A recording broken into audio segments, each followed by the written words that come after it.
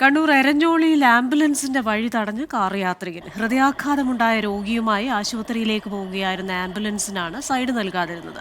കൃത്യസമയത്ത് ആശുപത്രിയിൽ എത്തിക്കാനാകാത്തതിനെ തുടർന്ന് മട്ടന്നൂർ സ്വദേശി റുക്കിയ മരിച്ചു.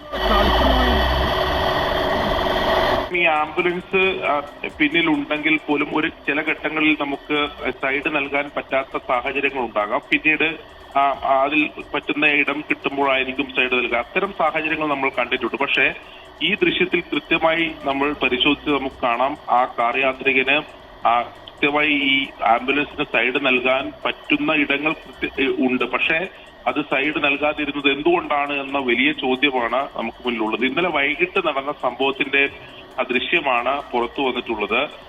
മട്ടന്നൂരിൽ നിന്നും ഹൃദയാഘാതം ഉണ്ടായി ഗുരുതരാവസ്ഥയിലായ രോഗിയുമായി മട്ടന്നൂരിൽ നിന്നും തലശ്ശേരി ഇന്ദിരാഗാന്ധി ആശുപത്രിയിലേക്ക് പോവുകയായിരുന്ന ആംബുലൻസ് ആണിത്. എരഞ്ഞോളി നായനാർ റോഡിൽ വെച്ചാണ് ഈ സംഭവം. ഏകദേശം 1/2 കിലോമീറ്ററോളം ഈ കാർ യാത്രികൻ ഈ മുന്നിൽ ഇത്തരത്തിൽ സൈഡ് നൽകാതിരുന്നു എന്നതാണ് ആംബുലൻസിന്റെ ഡ്രൈവർ ഉൾപ്പെടെ പറയുന്നത്. പിന്നീട് ഈ രോഗിയുമായി ആശുപത്രിയിൽ എത്തിച്ച ശേഷം ഉടൻ തന്നെ മരണം സംഭവിക്കുകയും ചെയ്തു എന്നതും വളരെ സങ്കടകരമായിട്ടുള്ള കാര്യമാണ്. മട്ടന്നൂർ സ്വദേശിയായിട്ടുള്ള റുക്കിയ, 61 വയസ്സുള്ള റുക്കിയാണ് മരിച്ചത്.